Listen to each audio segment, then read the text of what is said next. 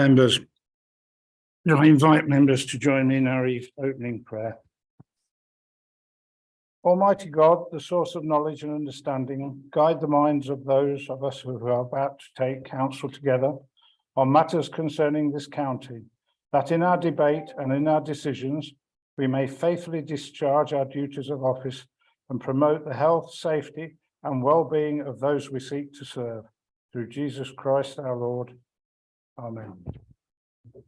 Thank you.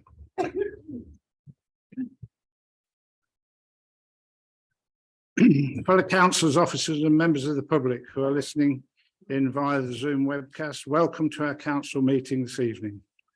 Before we get to the agenda proper, I'd like to remind members to please ensure your microphone is switched on and when speaking for the benefit of the webcast and recording. Thank you now for the proper agenda. Right, apologies. Chairman, we've received apologies from councillors Blanksby, Ball, Cross, Harvey and Toseland. Therefore, councillors voting to 22 this evening. Thank you. Chairman's announcements. I haven't actually been to anything over since Christmas, so I'd like to take this opportunity to say a few words about two of our most senior officers, Sav Della Rocca and John Morley, who will both be leaving the council before our next meeting. Sav first joined us in 2012 in an interim role before joining us permanently in 2013 as our Section 151 officer and Assistant Director for Finance. Followed several years later by promotion as Strategic Director for Resources for the remainder of his tenure. John has been with us since 2015, initially in a head of service role before also progressing to become a Deputy Director in 2018 and subsequently to Strategic Director of Adult Services and Health. Both officers served in our council's corporate leadership team during times of change and challenge at the council, not least during the pandemic, and led their service areas with distinction. It's a testament to both individuals and our council that they were able to develop and progress in their careers to such high levels whilst remaining here in Rutland. And I am sure I speak for all members when I say that we are incredibly grateful for both officers' support and guidance to us all over their years of service and wish them both well for the future. Thanks, Sam.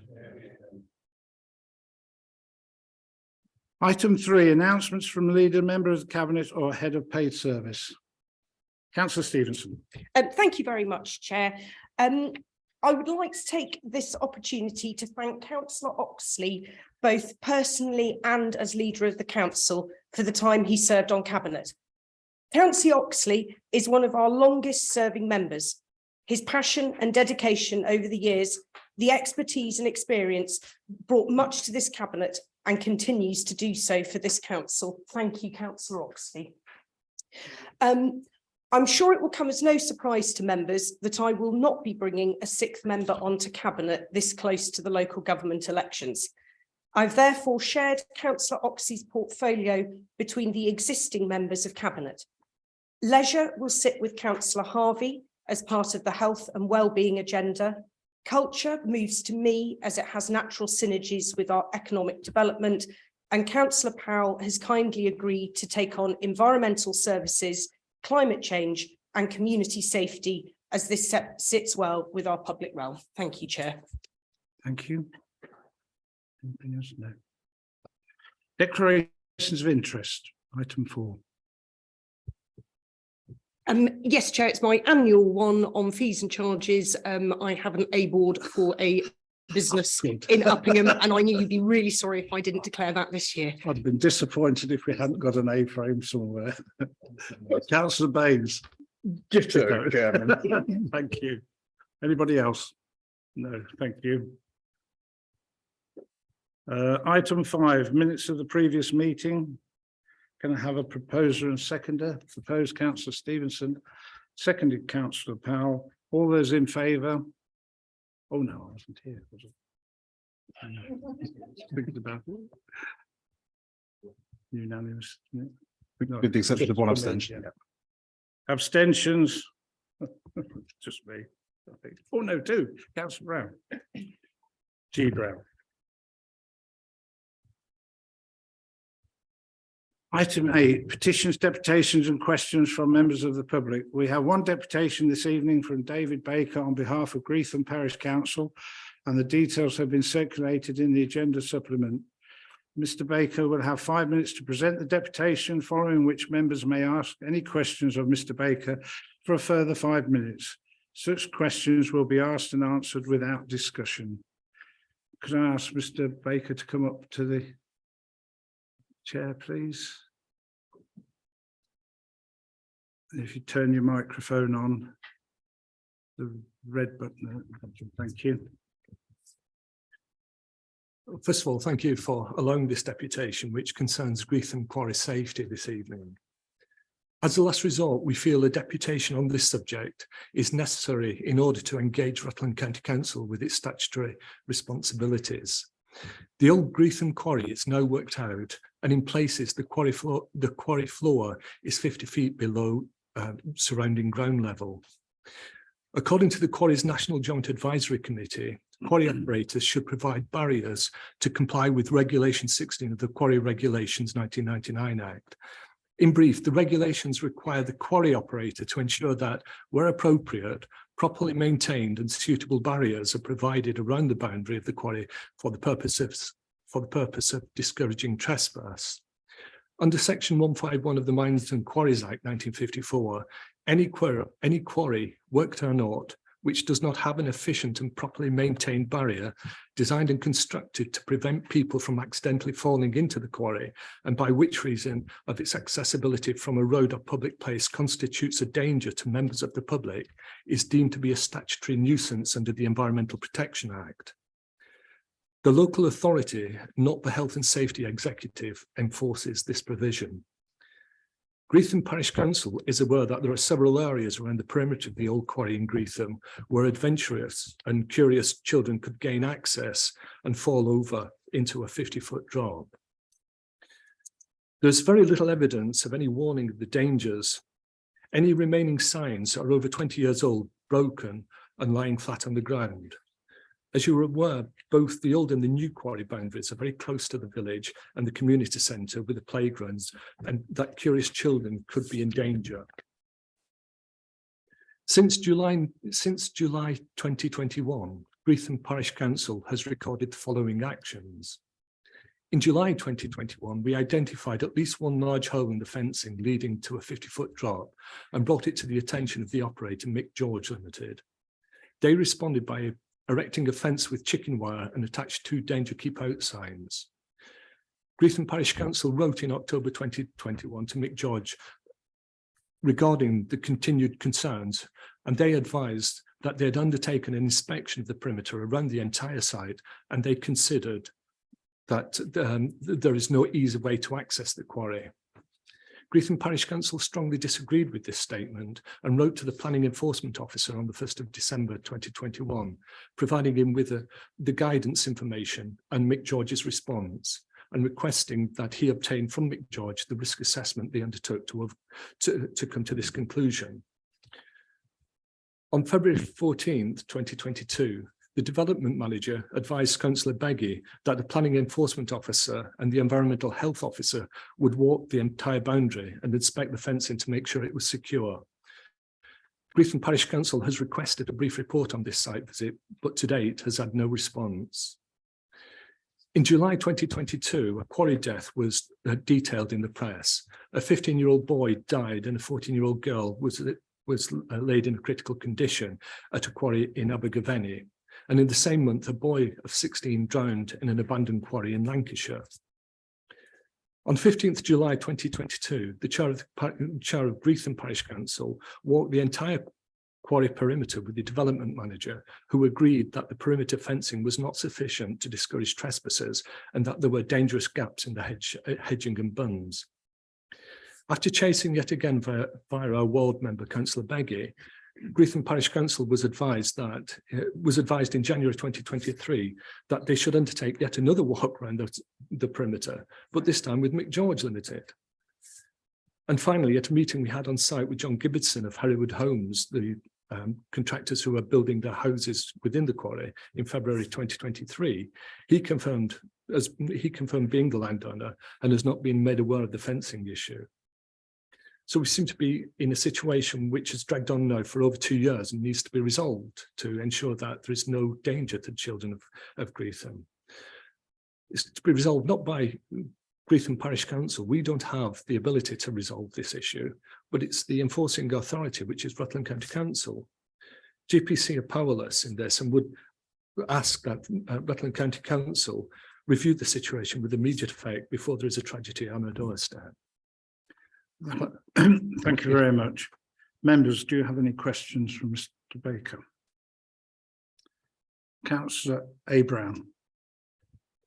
Thank you, Mr. Baker. Am I meant to stand up while I'm doing this? Am I meant to stand up? No. So I was just wondering where in statute it says that RCC is responsible for enforcing section 151 of the Mines and Quarries Act. That's under the Environment Protection Act under statutory nuisance. I haven't got the actual reference here. I can forward that on to you if needed. Okay, thank you. Okay. Thank you. Councillor Powell. Thank you, Chair.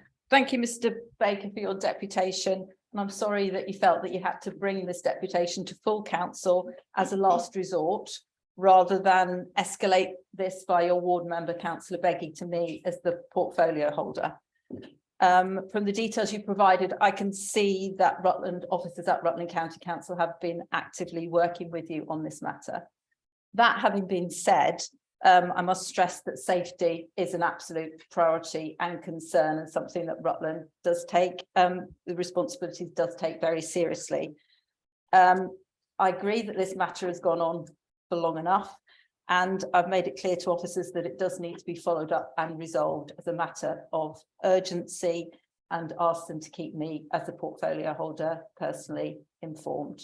Thank you. That's satisfactory. Thank you. Anybody else? No, thank you very much, then, Mr. Baker. Okay, thank you very much. Thank you all for coming. Item 7, questions from members of the council. Item 8, referral of committee decisions to the council. None received, Chairman. Item 9, call in of decisions from cabinet. None received, Chairman. Thank you. So we'll go straight into item 10. We have one report from the cabinet this evening regarding the council's budget for 2023-24. Members, please note that in accordance with procedure rule 8, any votes relating to the budget or level of council tax will be recorded, and this includes any votes on amendments. In a slight update to the recorded vote process, members will be asked to raise their hands as normal, but keep them raised while governance mark every individual's vote on a prepared sheet. It is therefore vital for members to keep their arms raised for the duration of the voting so that their vote is not inaccurately recorded. Councillor Payne, I believe you're going to introduce a report, please. Thank you, Chair. The first item on the report is the Treasury Management and Capital Management Strategy. Rutland County Council takes a cautious, low-risk approach to its treasury management and capital investment strategies, which has placed us in a positive position in this regard compared to some other councils. Others have overstretched themselves with excessive borrowing and investments in property or other commercial ventures, which mean they are now in financial trouble with government intervention or the issuing of Section 114 notices. Regulatory bodies have now tightened regulations and requirements to prevent what they consider to be reckless activity by some councils. However, we at Rutland County Council will continue our strategy, which has served us well to this point. That is, we do not borrow for commercial investments. We will not borrow unless there are revenue benefits, and we will continue to place investment security above yield. Because of this strategy, many of the new regulations do not affect us. The new regulations are detailed in your document. Example points to note that do have an impact on us are: there is a requirement for the council to keep documented records of training for officers and members, This will commence for members following the next election in May. There is also a requirement for a quarterly report to be produced for members on the prudential indicators. We will introduce an additional verification on the status of other local authorities. Where the authority is subject to DLUHC intervention, they will not be included as a suitable counterparty for investment. So, for example, some members will remember that in 2022, we loaned some money to Thurrock Borough Council. This was repaid, but with additional verification, investment in Thurrock would not be allowed. The capital investment strategy sets out key principles and main drivers, as you will see in your papers, and aligns our capital projects to our corporate strategy. Currently, this is short-term, over 2 to 3 years only. We will be aligning this strategy to support our local plan as it emerges, which will mean a 10-year plan will be delivered in due course together with the prioritisation process. The Treasury Management and Capital Strategy went to Strategic Overview and Scrutiny Committee on the 26th of January, where there was one question received regarding ethical investing. Chair, I ask Council to approve both strategies. Thank you. Thank you. Do I have a seconder? Councillor Stevenson. Members. Councillor Beggy. No, not yet. This is the Treasury and Capital Strategy. You can take that separately. So this amendment until the third bullet, which is the referendum. Treasury.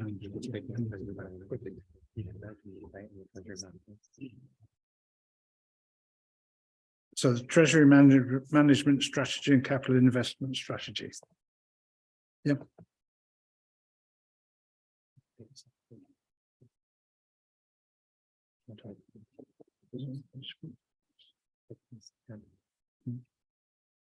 Members. Anybody? Straight to the vote. Yeah. So report number 1, 2023, the Treasury Management Strategy and Capital Investment Strategy. 1, approves the Treasury Management Strategy. It's in Appendix 1, including the investment strategy, borrowing strategy, minimum revenue provision, statement and capital expenditure prudential indicators. And 2, approves the capital investment strategy in Appendix 2. All in favour?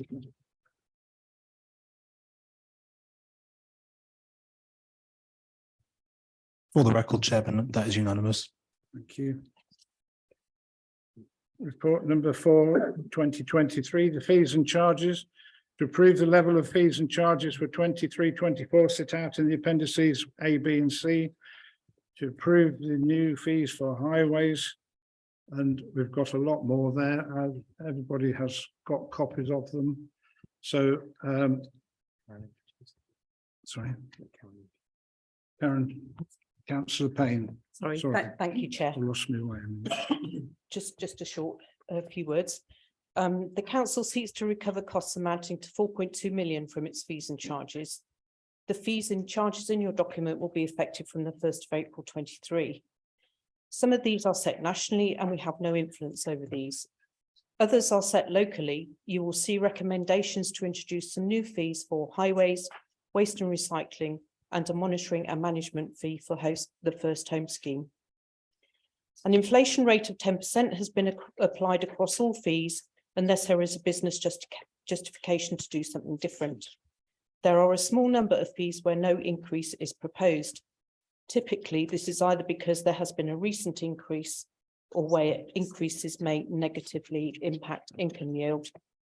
The fees and charges went for 23-24 went to strategic overview and scrutiny on the 26th of January, and no questions or comments were raised.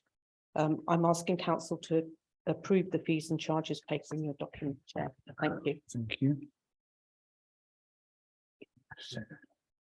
Seconder, Councillor Stevenson. Members. Councillor Waller. Thank you, Chairman.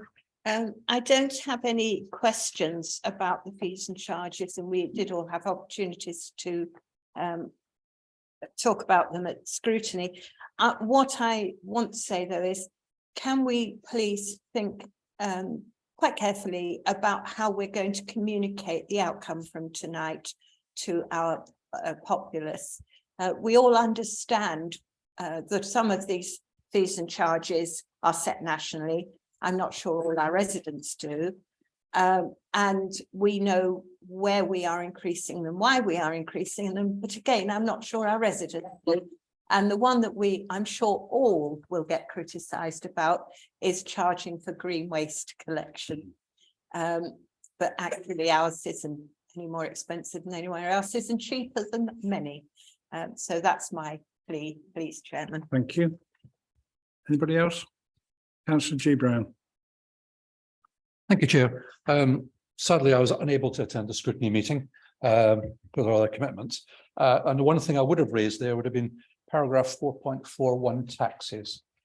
I'm sure Councillor Stevenson will agree with me that this has been on the agenda now for, I think it's now 4 years. And we've talked about consultation and dealing with it. Kind of an assurance that this will be dealt with in the next 12 months, at least. I appreciate there may be a change among some of the councillors on that over that period of time. But I think it's important that we have a clear policy on taxes. We have been talking about it. There's a fundamental change coming forward based on the Peterborough advice we've had from Peterborough City Council, who are our advisors on this matter. I think it's important that we get this sorted out. And there's an income possibility here as well that we should be looking at. Thank you. I'll hand over to the transport portfolio holder, but I am nodding Thank you. as well. Thank you, Councillor Brown. Yes, I agree, it's important. I'm a great believer in that we need to get things done quicker, and certainly that I would commit that gets underway and is completed. I think it's important that that is concluded for all parties. Thank you. Anybody else? So, all in favour?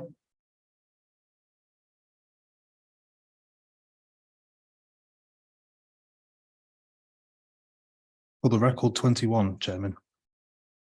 Thank you. Against? Abstentions? Councillor Baines. For the record, Councillor Baines has abstained.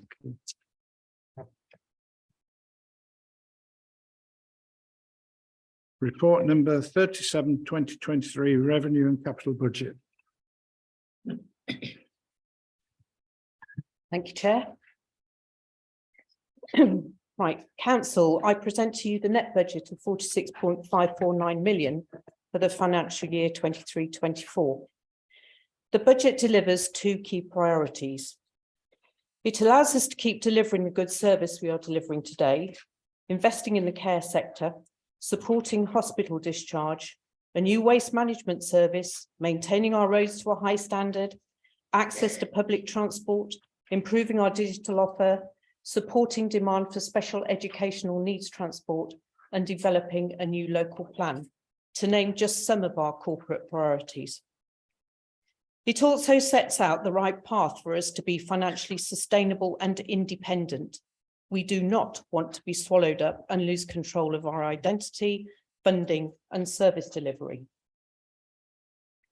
The context we are working in is understood by everyone in this chamber. These are difficult economic times. Inflation has been eye-watering, and all we are seeing as a council is rising costs and suppliers struggling. You can see this in the budget. We know that many councils currently face bankruptcy and government intervention. In some places, there is talk of 10 and 15% council tax rises, and I am so glad that we do not find ourselves in this position.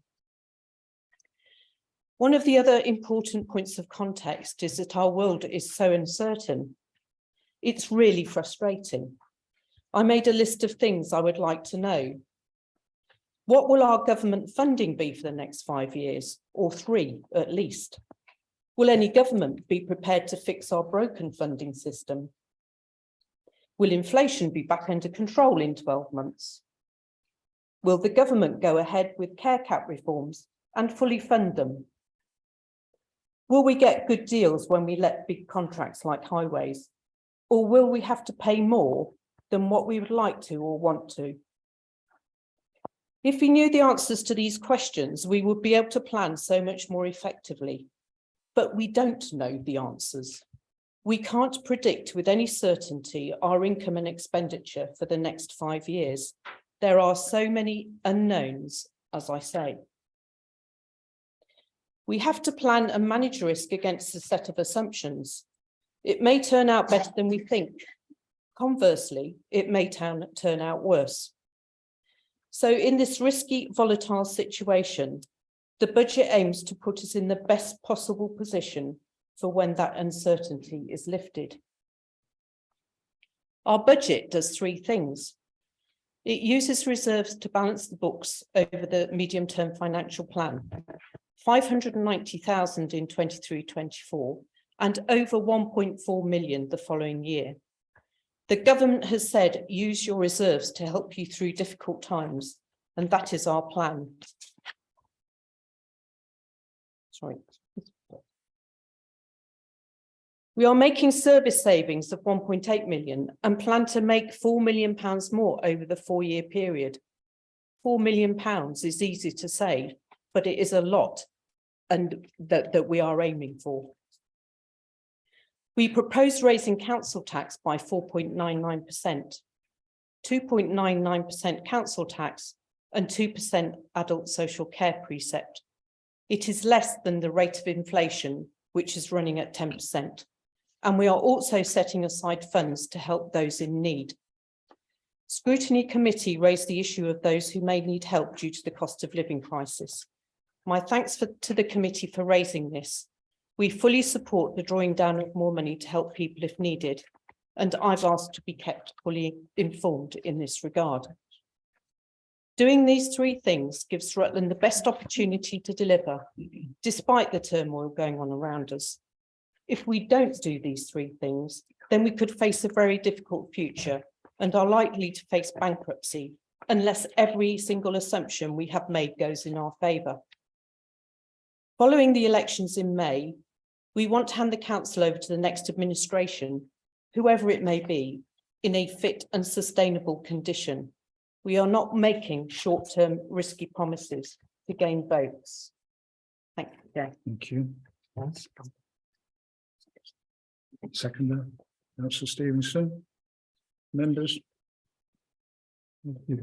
Councillor Beggy. Thank you. Thank you, Chair. If possible, I'd like to try and table an amendment to the proposal. But firstly, I'd like to thank Karen and Saf for the incredible hard work that's gone into this budget. We know there's no easy solution. We've been through this in a great detail and we do not put forward this lightly. The report approved by Cabinet and being presented to Council for approval suggests there is no alternative to a 2% adult social care levy and a 2.99% increase in local council tax, giving a total of nearly 5% in a year. We believe there is an alternative to help with a real cost of living crisis faced by our residents. Could the council tax be just 1% plus the adult social care levy by 2%, just 3% in total? According to the report, this would cost approximately £3 million over the period 26 to 27. We've identified the following opportunities for members to consider about how we can then balance the budget. Firstly, when Council approved the financial sustainability strategy, the forecast for the general fund reserve was 7.8 million by 27-28. In the budget MTFP, this has risen by 3 million to just over 11 million pounds, an increase of 3 million. Secondly, in the Treasury management strategy, the Council has between 50 million to 62 million available to invest.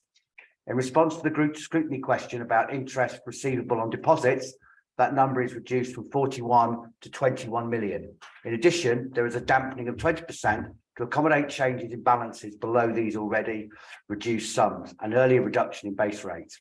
If only 5 million was added to these balances with a range of 46 to 26 over the same period and the dampening removed, there could be a further 2 million received in interest payments.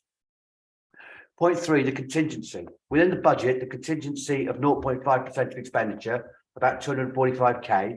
However, this percentage rises to 1.5, 2.4, 3.4 and 4.3 in subsequent years.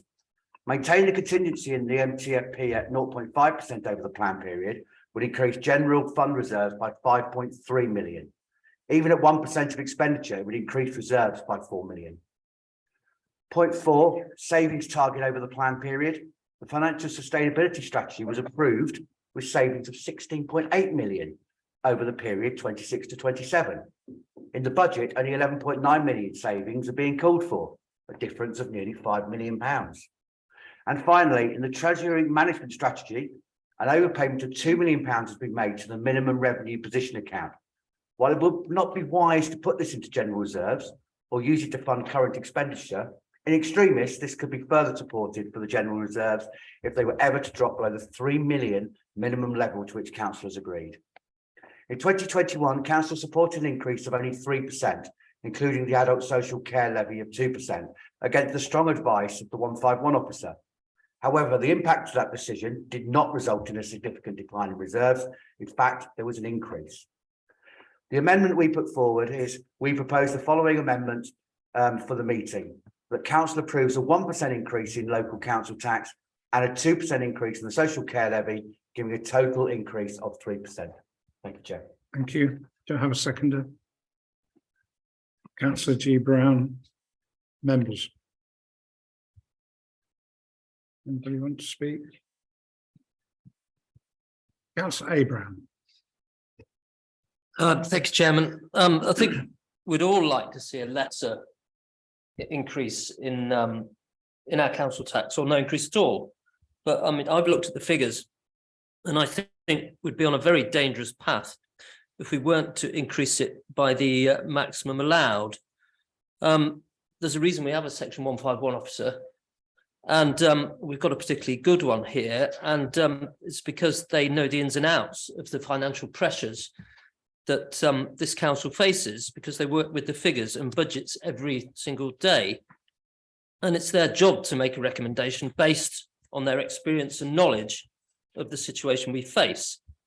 And as with the planning committee, to go against the officer's recommendation needs sound reasoning. And of course, it must adhere to planning law. And I think the same logic applies here. I'm sure the members proposing this amendment do so with laudable intent, but there seems to be a lot of conjecture in the points raised. The increase in general funds reserves is a forecast and not a given. Item 2 states there could be a further 2 million received in interest. There could be no guarantee. And item 4 says that 11.9 million of savings have to be made. But of course, that 11.9 million of savings still has to be made. And item 5 mentions an in extremis event. We do not want to get into a situation of extremis where our general reserves have to drop below 3 million. Our neighbouring authorities are putting up their council tax by the maximum. And speaking to others from around the country, they are all doing the same. Parish councils in my ward have increased their precepts by between 12 and 15%, and were surprised that we were only allowed a 5% increase when inflation is running at over 10%. We only need a couple of very high dependency children to move into Rutland, and we could be looking at finding an extra £500,000 just to look after those two. I have a lot of sympathy for those who will not be able to afford the 5% increase, but would they be able to afford a 3% increase as the amendment proposes? If they're in financial difficulties, we'll still have to support them. And those who could afford the 5% increase will not then be contributing as much as they could, and all the residents of Rutland will suffer in the long run. Back in 2021, I supported the full 4.99% increase, and I still think it's prudent and good governance to apply the full increase now. The expression short-term gain for long-term pain comes to mind, and without it, we will become dependent on external forces over which we have no control. So I'm afraid I cannot support this amendment. Thank you, Mr. Chairman. Thank you. Councillor G. Brown. Thank you, Chair.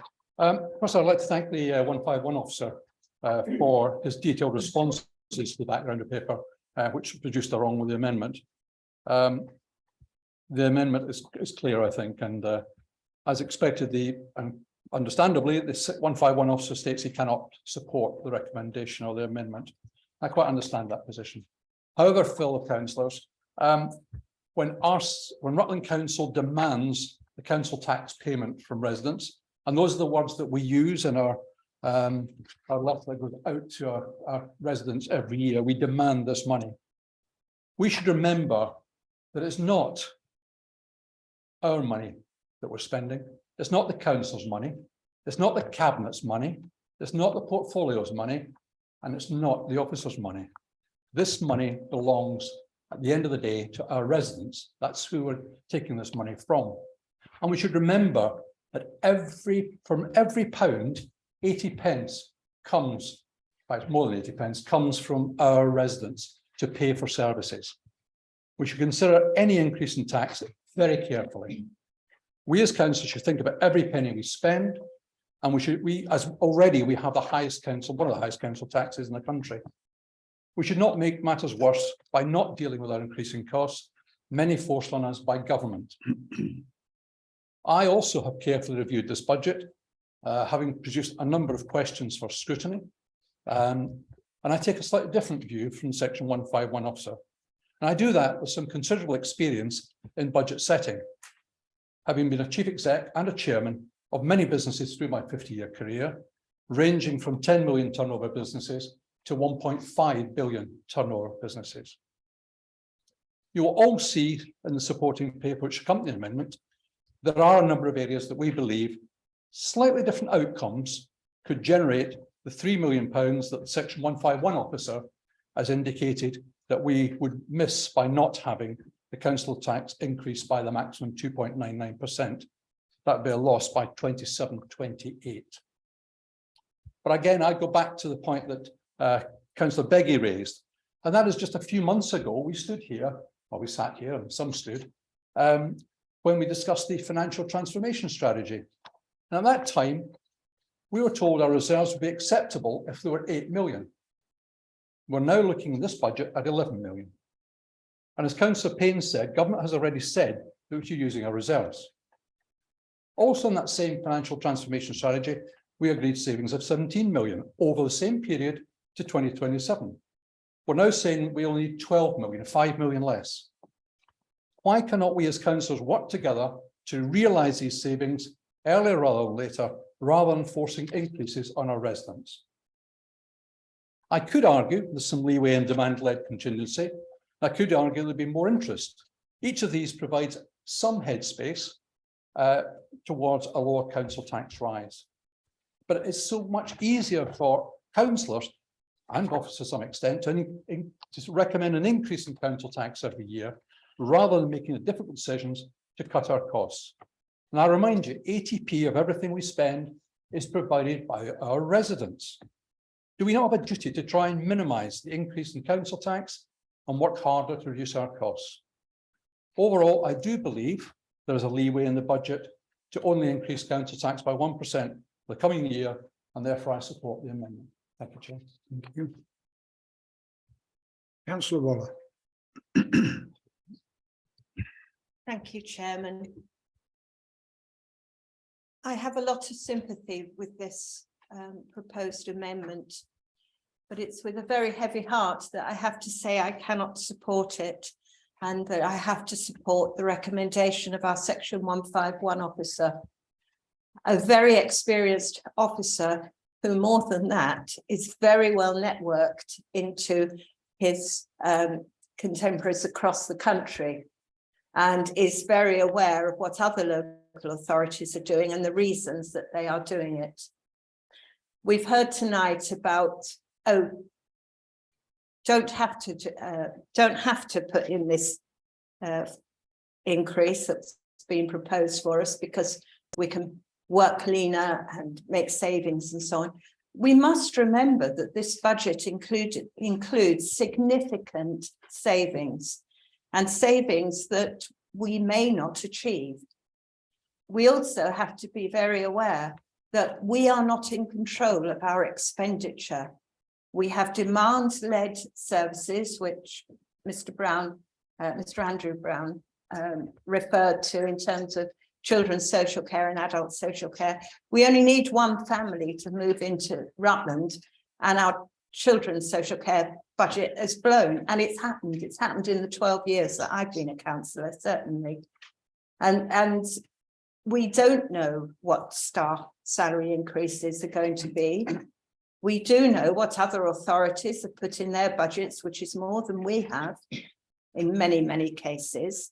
And we cannot say, well, we just won't pay the staff their increases, because we're part of a national pay bargaining system in the same way as nurses, teachers and so on are.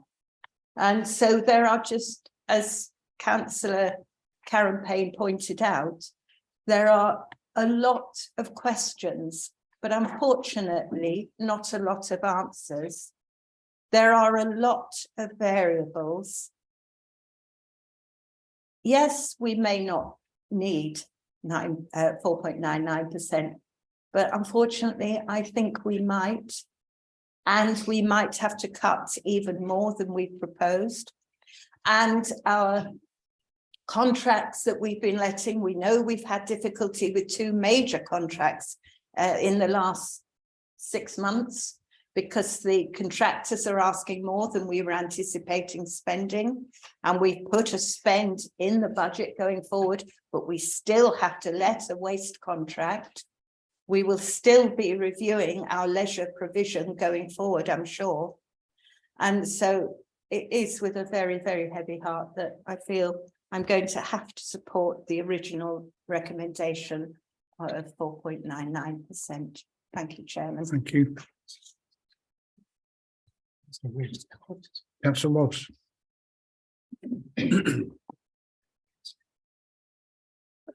Thank you, Chairman. I should be quite brief, I think.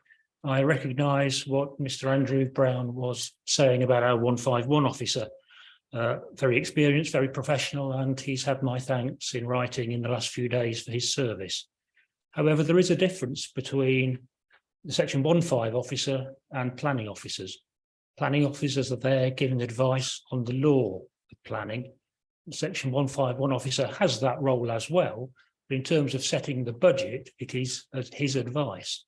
And I believe his advice, it will be a truism to always propose the maximum income and minimum expenditure so as to protect the council from any possible risk. So I think it's not a fair comparison. In terms of being demand-led, yes, we are, but we can influence that demand by influencing expectations and also the manner in which we address those demands and the cost of addressing those demands. So when I support this amendment, which I'm minded to at the moment, my hopes of Sav will not be disappointed, because I believe it is the right thing to do for our residents. Thank you, Chairman. Thank you. Councillor Hemsley. Thank you very much, Chair. Firstly, I would like to thank all our officers, but in particular the finance team led by Seb Dalla Rocca. Your advice is always sound and clearly explained, but today I think we have to look at what we can do. It has been highlighted there are potential risks of deviating from the original recommendation, but following a plan that clearly never addresses our core funding will create a tipping point that will be far greater repercussions. The opening words of this paper under item 2, words from our leader. Whilst it's great to have a reminder of where we are, and the words that particularly caught my attention was, we deal with the here and now. And tonight that is exactly what we are doing. Firstly, there are questions that need to be asked. Why are we still in this position of unfairness? Simply because national government are unable to hear us. I've sat in meetings and we have laid out our position, and simple reply is always, you can raise more money locally. This is quite true. But at some point, we all know we have to stop doing something when it is not addressing the root problems and look for alternatives. So far, we have played to the government's tune, and we have now one of the highest council taxes in the country, raising 80% from our residents. I ask all of you to think of the pressure that we are heaping on our residents. There is a saying, the straw that broke the camel's back. And I sincerely believe that this could be the one. Why do I say this? I've had more contacts via email and calls on this matter than any other single issue in the 7+ years I've been a councillor. And we've had some interesting topics in those times. And these have come from all over the county. But they've also come from people who are in all walks of life. They're young people starting out with families, they're retired, they're people who are working, people with successful businesses. And they're saying, please do not raise this council tax by the full 4.99%. And I've had conversations with them around the cost of living crisis and the fact that Rutland County Council is equally facing rising costs. And I've highlighted this to them, and they still say, can we please do something different? They understand it, but there's a real danger for some of these people that they will be overwhelmed, or we will be overwhelmed by the number of people who will need additional help from it. And there may be other needs, and it not maybe only financial, it could also be mental health issues. We will start driving out the core of our county because they cannot afford to live here. The people contacting me come from all demographics, as I've said, and I think we now need to change the way we're thinking. It needs to happen now. We are elected to represent our residents, and that is all of them, not just the ones that we know or the ones we identify with. It is our duty to stand up for them, and I get we have to make some tough decisions, but I wholeheartedly believe that we need to focus on the cause and address that and stop following the Pied Piper of national government. I'm hoping we'll be allowed some crumbs off the table to help us out. I ask the leader and our MP to quadruple down on this issue, stop suggesting it will be all right. It is madness to carry on doing the same thing and expect a different result. I fully support the amendment. Finally, I would hope that even if one voted for full council tax increases previously, every one of us can vote as we think, and we have listened to our electorate. Thank you. Thank you. Councillor McCartney. Thank you, Chair.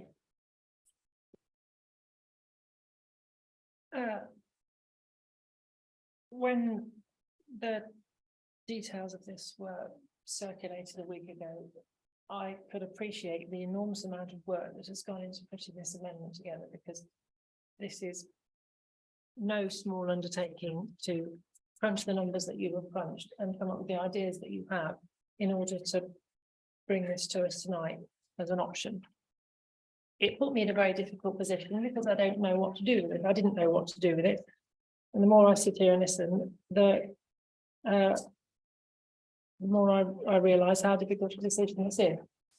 I am comforted by our Section 151 officers' significant level of expertise in this area, and I've made some notes tonight on during the course of our debate, which I'll just share my thoughts on. So we have just been through, and are still going through that matter, one of the biggest cost-saving exercises in a generation at Rutland County Council. We have turned off lights, we've stopped printing, we've closed the front desk.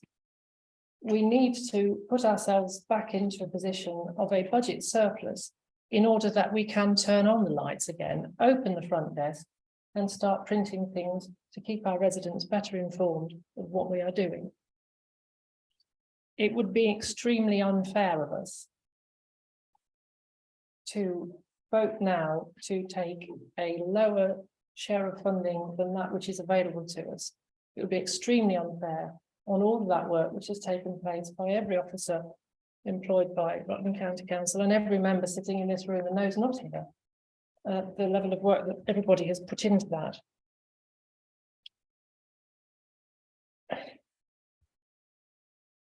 The fact is our residents are seeing services cut. We have to get ourselves into a position to reopen these as soon as we possibly can. If we don't take this money now, we can't come back and ask for an additional 2% in 6 or 8 months' time. If we find that we do need it, it is possible that we won't need all of it, and I accept that.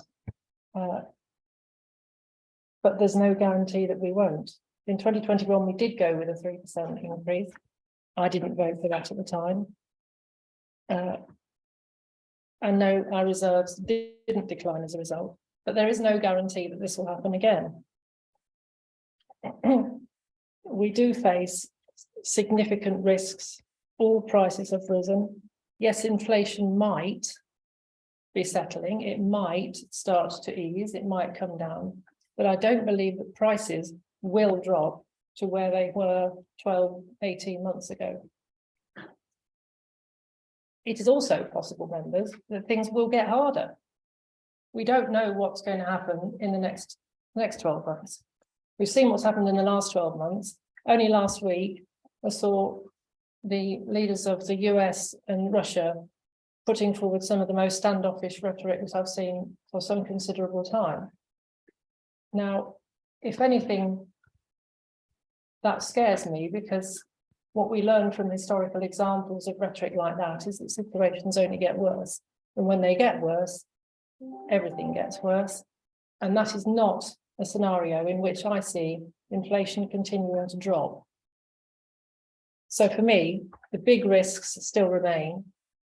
And I do feel that I'm afraid I cannot support the amendment, although it makes me deeply sorry to not be able to do so, because I do feel that we must take the maximum level of funding available to us. Thank you. Councillor Fox. Tonight, Cabinet are asking us to approve an increase in council tax of 4.99%. I have reviewed the budget papers presented to us several times. I appreciate that we're in unprecedented times with an inflation rate of 10%, which makes our costs higher and unpredictable. However, inflation has decreased by 1% since October. The budget is based on assumptions of what may or may not happen. It's a good guess made by our Chief Finance Officer based on his very long experience. The same Chief Finance Officer who told us last year we would have a shortfall of over 2 million and assured us that we needed to raise council tax by 5%. The outcome was not a deficit or a break even, but we actually added a substantial amount to our reserves. Our residents, especially those with younger families and the retired on fixed pensions, are really struggling with the cost of living crisis. Young families are seeing large increases in their mortgage payments, their heating costs have trebled, their weekly shop has increased by 16%, car fuel costs and mobile phone increases of 14%. A 5% increase may be the straw that breaks the camel's back. Every pound in your pocket counts when you're trying to do the weekly shop, and many residents are having to make the decision between heating the house or eating. A 5% increase may well be the straw that breaks the camel's back. More and more people are turning to the food bank for help. We are sat on nearly £15 million in reserves, when our lowest agreed threshold is 3 million. That is 5 times more than our agreed threshold, and we are asking more because we are concerned about the risk over the next 5 years. Many of our residents are worried about how they're going to get through the next month. Going for the maximum increase, in my opinion, is immoral. I'll be voting for both amendments, and I would urge you to do the same. Thank you. Thank you. Anybody else? Councillor Baines. Thank you very much, Mr. Chairman. Out of the meeting, I will ask Councillor Beggy to give me the name of his optician, because I haven't found anybody who prescribes rose-tinted spectacles quite as well. But quite seriously, Councillor Beggy, I think you've done us all a favour by putting this amendment forward, because it's made us look at what we should and should not be doing. Now, it does seem to me, and if I sound flippant, I don't intend to, you can be serious without being solemn. There is undoubtedly a very seductive reason for this, particularly in an election year, that you go with public opinion, and we all recognise the hardship that some members of our community are suffering, and we recognise the national position. I think Councillor Payne said, oh, we've got the uncertainty of not being able to plan for 5 years. I've certainly have been on this council when we were very lucky if we got a year's notice of what the grant was going to be, and so on and so forth. So there is nothing new in that respect. What I've also seen is 2 or 3 attempts by a group of councillors to challenge whatever the budget was proposed. And it seemed, Chairman, to me that it takes this sort of pattern. You make an assertion about how you can save money, etc., etc. You form a group, usually with Rushton in it, and there will be those members who will remember Mr. Richardson of Rutland Choice talking about a 10 million black hole and coming with a huge pile of folders. He did not do what, and this is why I'm thanking Councillor Beggy very genuinely, did not do the prep, did not do the 151 report, which you have done and consulted that officer, and therefore this is a reasoned debate. There is an argument there. Before it was simply a matter of assertion, but it does seem to me, Chairman, that there are 2 sorts of politicians in both national and local level. There are those who follow and those who lead, as far as public opinion is concerned. I think the original proposal in this budget reflected a great deal of very serious thought, recognition of the uncertainties which other members have referred to, and there are lots of uncertainties, but it is basically a 4-year budget. What is being proposed in the amendment is a 1-year budget. And I think we need to look further forward than just a year. I realise with considerable shock, Chairman, that my eldest grandchildren will be eligible to vote in the next cycle of local elections. Yes, it did bring me up with a jolt. I could not support this amendment to give them a civic legacy of uncertainty. As far as we can do, we owe it to the future generations to have something that is solid, reliable, and not based on a local short-term opinion. Thank you, Chairman. Thank you. Anybody else? Councillor Burrows. Yeah. Thank you, Chair. As a low-paid charity worker and a single-income household, I would very much like to support this amendment. It's very appealing. As a councillor representing my residents in Rutland, having listened to, spent the weekend discussing, looking at the options, thinking about the risks, the sort of things that Councillor Andrew Brown has raised.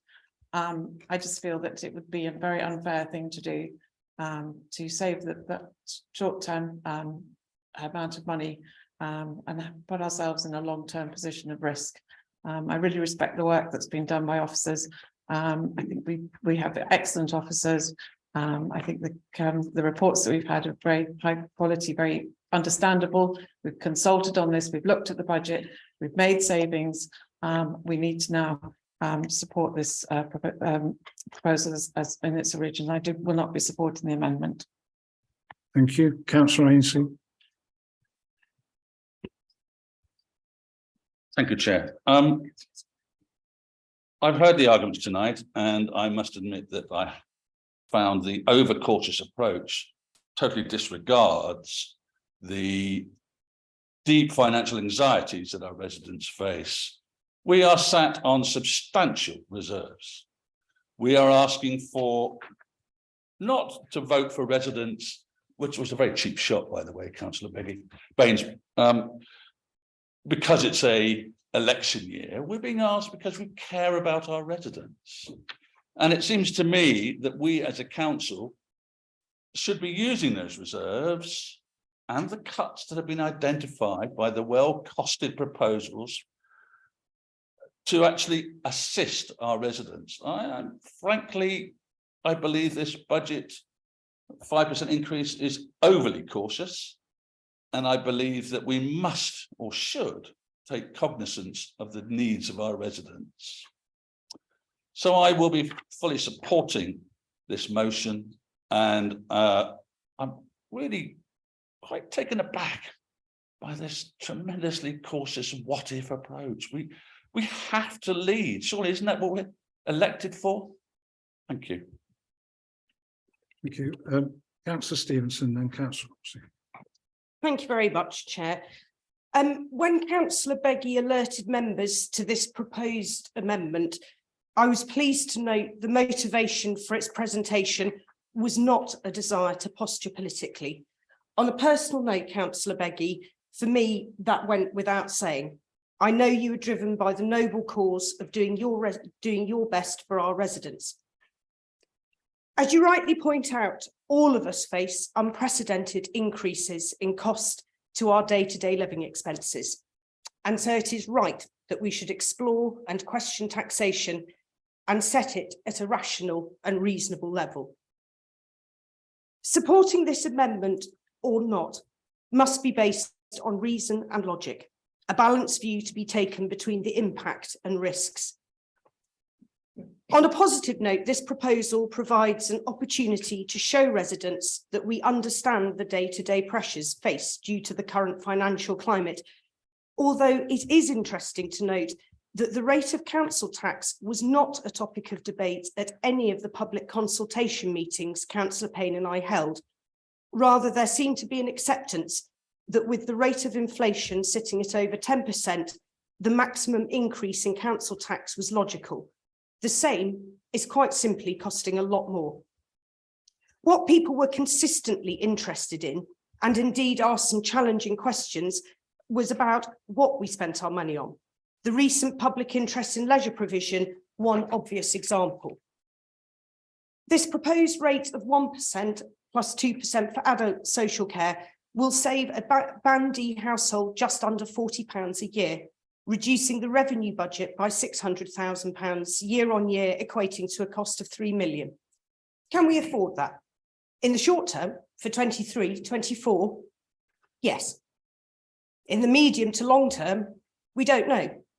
There are simply too many uncertainties: pay awards, inflation, interest rates, funding for rural authorities after a general election, the impact of the energy crisis, the ongoing war in Europe. If this gamble pays off, and it is a gamble, then all well and good. If it does not, then we face a financial cliff edge as a council. The proposed budget with maximum rates of council tax still requires substantial savings. £4 million as noted in 4.1.5 of the budget. I have to say I agree with the Chief Executive, the Section 151 officer and the corporate lead team. These savings will be incredibly hard to make. Creating a potential need to make an additional £3 million of savings would necessitate a slash and burn approach to our services, which would only serve to negatively impact the very residents we are collectively determined to represent and to do our best by. If this was the first or second year of a 4-year administration, there perhaps would be a stronger argument for supporting this amendment, not least because this council would be held accountable for this decision. But it is not.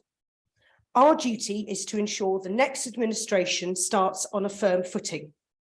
Offering what amounts to no more than a 1-year short-term view places the next administration and this council in jeopardy for the medium term and probably the long term. It is not a gamble I'm prepared to take, however laudable the motivation. I'm afraid I won't be supporting that amendment. Thank you, Chair. Thank you. Councillor Oxley. Thank you, Chair. Thank you, Chair. Yes, just to say that I won't be supporting this amendment. There are more ifs in this one than there are actually in what is proposed by the Section 151 officer, and I would much rather follow the ifs of the Section 151 officer, someone who is actually well placed to advise this council. I'm also concerned the next time we go and ask the Cabinet Minister for assistance financially, and we have cut our council tax, they will turn around and say, you don't need it. So that's why I will not be supporting this amendment. Thank you. Thank you. Is there anybody else? Do you want to come back then? Councillor Payne. Thank you, Chair. Thank you for your comments, and very short, I go back to my speech. There are too many unknowns and unanswered questions and risks that we are managing at the moment, and I am not a gambler. I'm not prepared to gamble with the council's future and our residents' money. If at some stage in the future the economy stabilises, then I'll be happy to support reductions in council tax. With all the volatility and risk we are currently managing, now is absolutely the wrong time to reduce council tax. I will not be supporting the amendment. Thank you. Thank you. I'll just remind you, members, that as this vote will be recorded, please ensure your hand is clearly raised in the air and remains raised until it is confirmed all raised hands have been counted. The amendment is that council approves a 1% increase in local council tax and a 2% increase in the social care levy, giving a total increase of 3%. All in favour?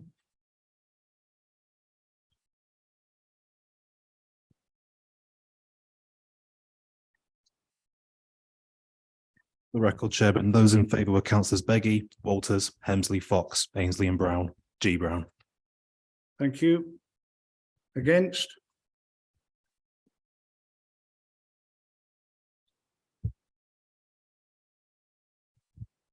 And for the record, Chairman, those against the motion were councillors Dale, Stevenson, sorry, I have got everyone, Powell, Payne, Wilby, Baines, Oxley, Brown, Wilson, Webb, Lambert, R. Payne, P. Brown, Burrows, McCartney and Waller. Abstentions? Thank you, members. The amendment is defeated. So we'll then go on to the second amendment. Second amendment, thank you. Thank you, Chair. Thank you for that debate. Given the concern expressed by many residents about the impact of the financial squeeze caused by the inflation in food and utility costs in the last year and the real increase in income tax scheduled for April 23, it's proposed that the council varies its approach to support those in need, but who are not necessarily claiming the LCTS benefits. There are two funding sources for support: the government's household support fund and the council's hardship fund. The former includes more provisions to support those on local council tax support, but the amount is small, and the hardship fund is exclusively targeted at those eligible for local council tax support also. On 30 September 21, the government announced that a vulnerable household across the country would access a new £500 million support fund to help them with essentials over the winter. This funding covered the period 6th of October to the 31st of March 22. The fund was extended until the end of March 23, and the government announced it will continue again until the end of March 24. Rutland allocation has been in the region of £130,000 to £150,000 for 6 months. The latest Rutland was prepared and approved in October 22 in accordance with the government guidance to ensure money was distributed to those in need as quickly as possible. Principally residents already receiving council tax support, which falls into two categories: those claiming benefits and those on the state pension.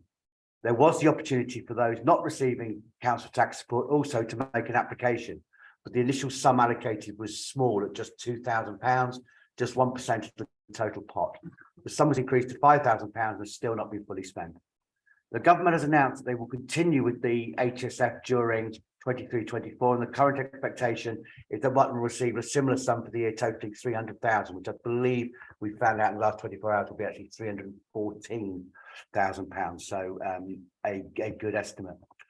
Given that the current policy expires in the end of March 23, it's therefore proposed that an updated policy be developed for the distribution of the Housing Support Fund and is broadened in line with the government advice, which is the expectation is that the fund should be used to support households in the most need, particularly those who may not be eligible for other support government has recently made available, but who are nevertheless in need. Those on local council tax support receive up to 75% discount on their council tax compared to those who are not eligible, and they also receive an HSF payment. When the council updates its policy in line with guidance, it is therefore proposed that the allocation for those not on local council tax support is increased to £15,000 to the extent that the guidance may allow. Currently, the RCC hardship fund of £20,000 is only available to those already on council tax support. There is no fund available for council tax for those not on LCTS. Therefore, it's proposed that a further £20,000 be allocated to extend the hardship fund in the budget, specifically for those not on council tax support.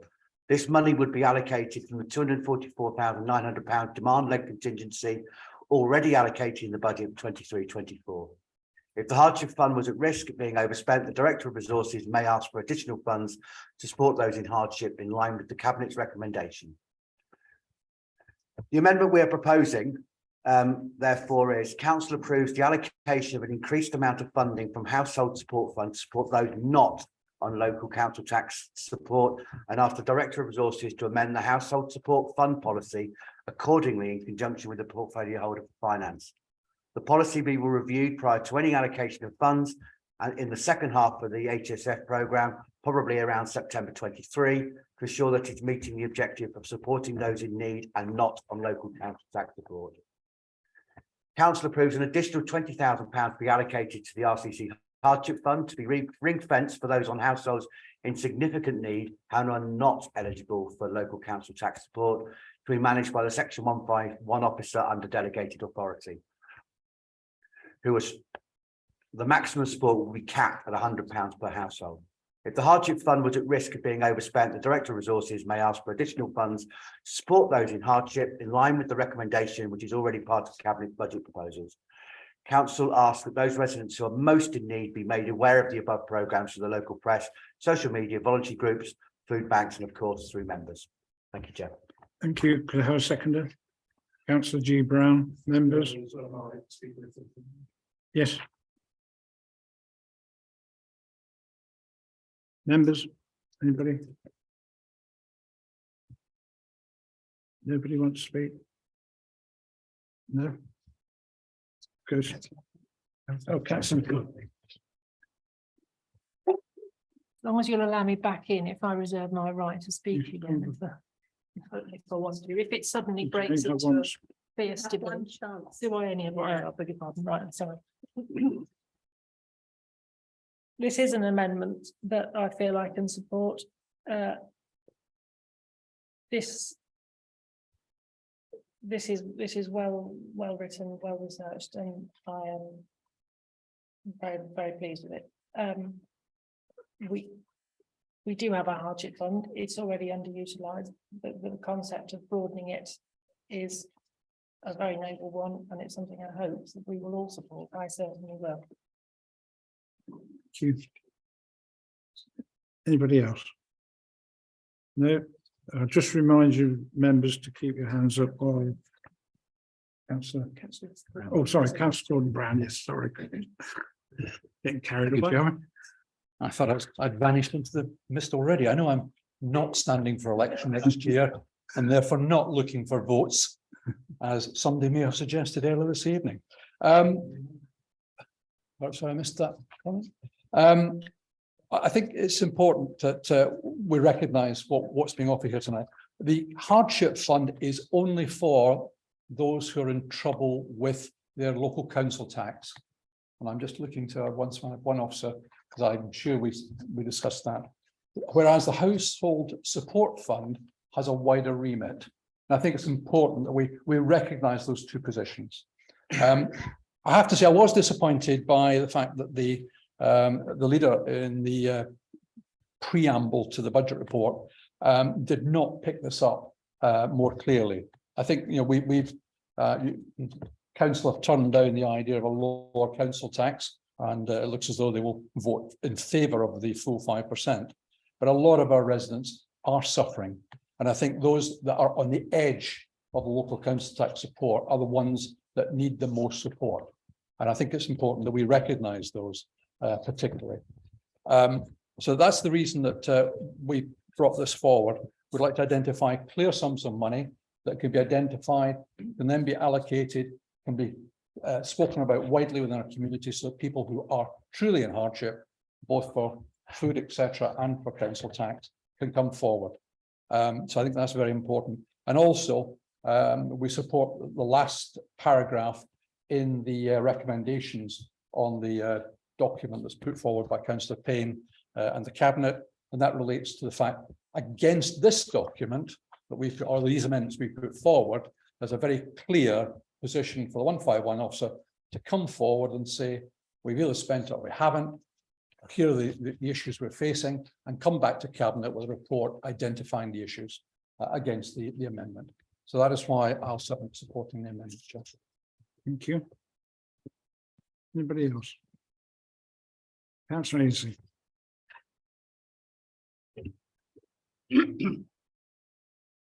I just want to make a short statement, if I may. I fully support this amendment, and it was done with obviously our residents in mind. The advice given to us by our Section 151 officer was that the amendment can be accommodated within the council's budget and is operational deliverable within existing resources. That is truly excellent news. Which only leaves me with the question, why wasn't this proposed by Cabinet? Thank you.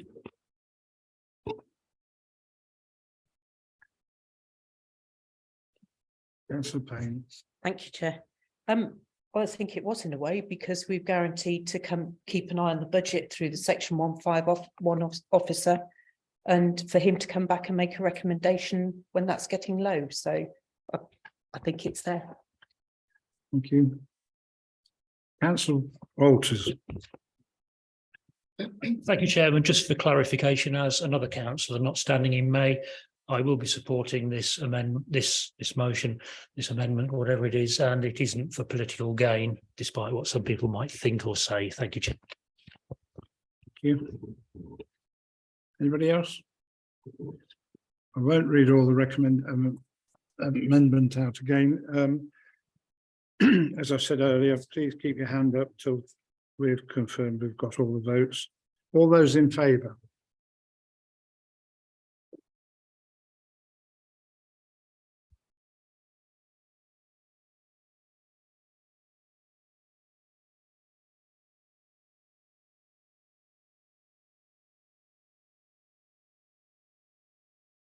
Thank you, Chairman. Those in favour were councillors Dale, Beggy, Stevenson, Powell, Payne, Wilby, Oxley, Brown, Wilson, Webb, Walters, Hemsley, Fox, Ainsley, Gordon Brown, Lambert, Payne, Paul Brown, Boris, McCartney, Waller, taking us to 21, Chairman. Thank you. So- Against? Abstentions? One abstention, councillor. One abstention from councillor Baines. Oh, yeah, thank you. So that is, where are we? Yeah, we'll go back to the substantive. Yeah. Right, members, you can speak if you. They can still speak if they can speak. Oh, yes, the amendment, sorry, that amendment was carried. Members can still speak on this one. If they didn't speak prior to the amendments, Mr. Chair. Prior to the amendment. Which is. Oh, we haven't had anybody. I have think we? that's only councillor Karen Payne. Yeah, who has the right to come back. anyway, Exactly. Yeah, yeah. So members, thank you. On the substantive motion, anybody? Councillor McCartney. Chairman, I might just come back in briefly then.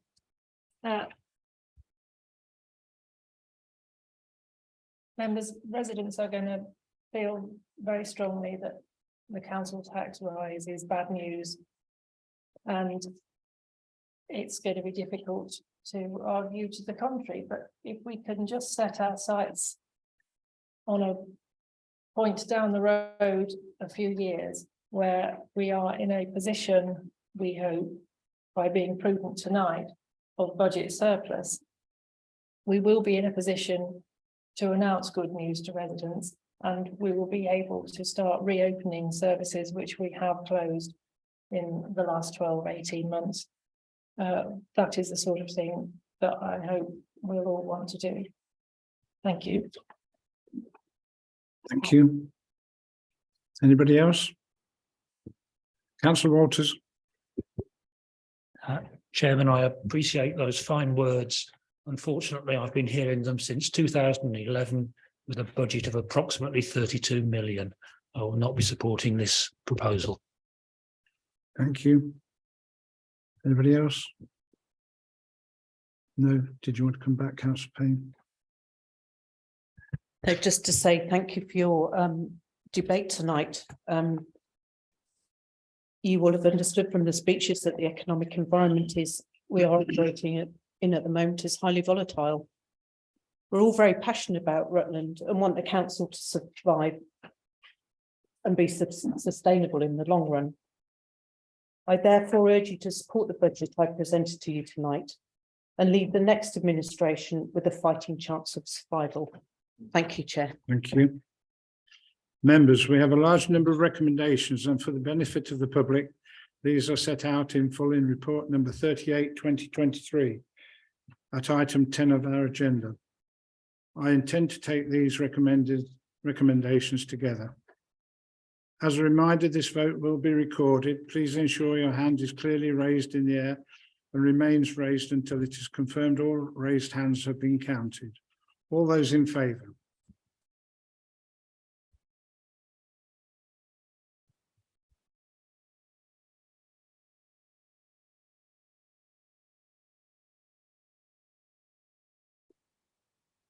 Thank you, Chairman. Those in favour were councillors Dale, Stevenson, Powell, Kay Payne, Wilby, Baines, Oxley, A Brown, Wilson, Webb, Lambert, R Payne, P Brown, J Burrows, A McCartney and Waller. Thank you. Against?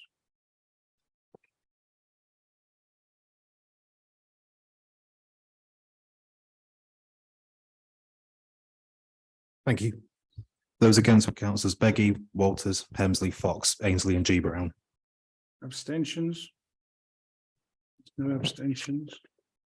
Thank you. We have no notice of motions tonight or this evening. Item 12, any urgent business? We have no urgent business, do we? Date of the next meeting is on the 27th of March. Thank you all for your attendance. Half of the first half.